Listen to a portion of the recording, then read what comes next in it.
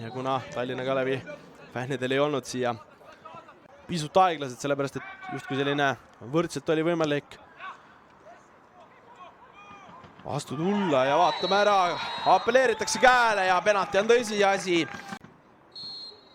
Palli taga Teebisol, tema vastas Liiker, pall vasakule ja Liiker saab siit käed ka vahele tundus, aga Teebisoli löök sedavõrd hea, et pall lõppude lõpuks ikkagi väravas lõpetab ja näeme, et seal ka Kalevi meeste tagant saab öelda, et jubeldavad fännid mööda astuvad.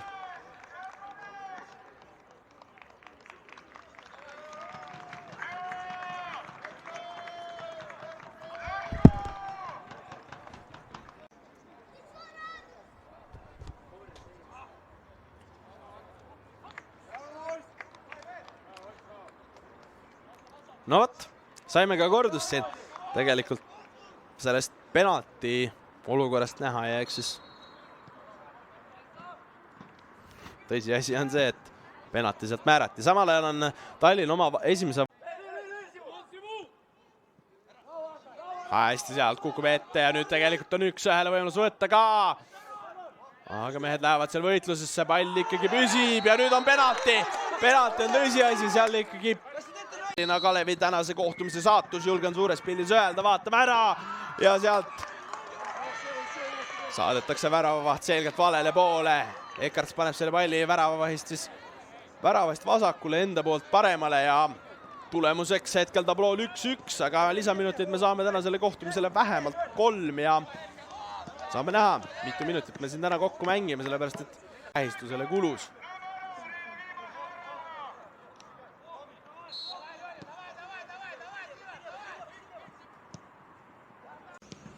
Ja hetkel klaarib ära Sakarias selle ja tuleb ka selle peale peakohtuniku 3 lõpupilet. Minuga Kalevi poole pealt siit mänguvärskeks intervjuuks Oskar Teebisol. Alustuseks ehk võtad enda sõnadega mängu kokku, et teisel poole saite justkui mängu eema. No Mart oli siuke väga kinnine mäng, et no siuke väga raske selles mõttes, et kummagil polnud siukseid väheprotsendilisi võimalusi ja siis põhimõtteliselt oligi 2 penaltit ja see otsustaski mängu ära. Ma arvan, et siuke võib-olla vaatajale mitte kõige siuke lahedam mäng, mida vaadata.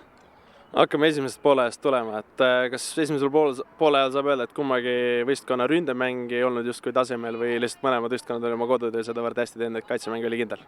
No Mart Efstein oli omas mängumaalt kompaktne ja me otsisime ruume leida, aga kahjuks ei leidnud neid nagu oleks võib-olla tahtnud, aga see põhimõtteliselt nii oligi. Mis need jutud korraldused poole ajal olid, et teisel poole ajal tulite ikkagi uue hingamisega peale ja vaata, et esimesed 15 minutit olid isegi aktiivsemad ja toimus palju rohkem kui terve esimese poole aega kokku? No oligi, et läheks üks sama uhkiga peale, mitte sama, aga paneks juurde selles mõttes, aga me tegelikult meil mäng oli okei, aga lihtsalt me ei saanud seal ees viimasel kolmandikul otseselt ei tulnud nii hästi ja lihtsalt oligi see, et jääme rahulikuks ja küll me saame. Lõpus suures pildis ikkagi vist saab öelda, et viimase lisaminutitega andsite 3 punkti ära, saite ainult 1, et mis tunded on hetkel?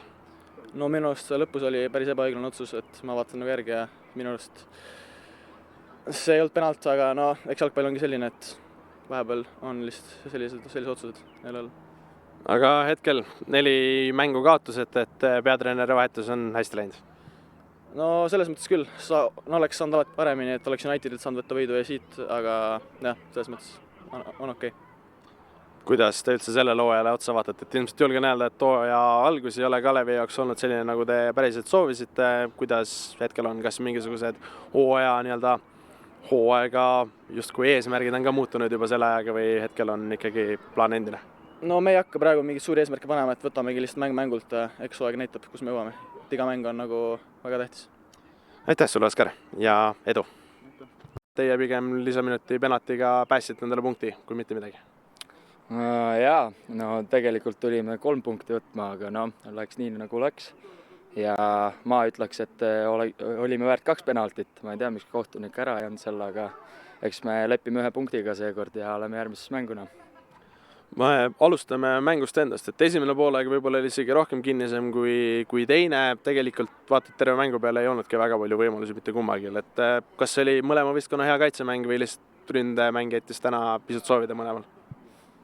No mõlemat ma ütleks tegelikult, kaitsed olid tublid ja ründajad oleks ka pidanud, vähemalt meie, oleks pidanud mõndades kohtades paremini tegema ja need võimalused ise tekitama, ega midagi muud ei ole.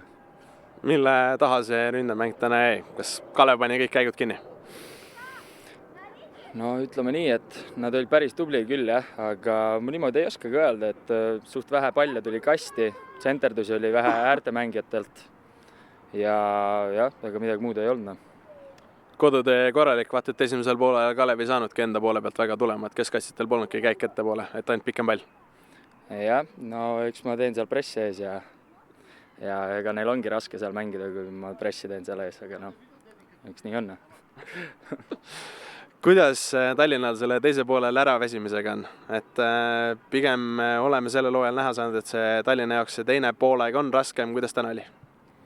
No eks nii ole jah, meil on tegelikult vanemad mängijad ka tiimis ja eks nad väsivad ära ja see on täiesti loomulik ja ma ei tea, et pooled mängijad ei väsi, pooled väsivad ja siis niimoodi mängimegi. Sinu enda hooajast ka, et täna oli 9. tabamus, väga lähedal oled sellele, et vaata, et selle hooaja algusega terve eelmine hooaeg üle trumbata. Et kuidas ise hooaja algusega rahul oled? Praegu olen rahul, tegelikult oleks võinud mingi 15 juba olla, aga eks ma panen edasi ja tahaks mingi 20 ära lüüa see hooaeg. Mis Tallinna eesmärgid sellel hooajal on? Et iga hooaja alguses kuuleme, et Tallinna on väga ambitsioonikas, hetkel alustasite seda ikkagi sellise 8. kohalt vähemalt tänast kohtumist, et mis need eesmärgid on? No ma ütleks, et meil on kindlasti potentsiaal mängida esiviisikul ja täiesti vabalt veel isegi ülespoole, et meisse endasse jääb see kinni, kuidas me trenni teeme, paljud osalevad trennides ja mis distsipliiniga kõik tulevad väljakule. Ma ütleks, et täiesti vabalt võime esiviisikus lõpetada. Aitäh sulle, Tinas! Ma soovin sulle edu nii isiklikult kui ka klubi tasandil ja aitäh! ole tuli!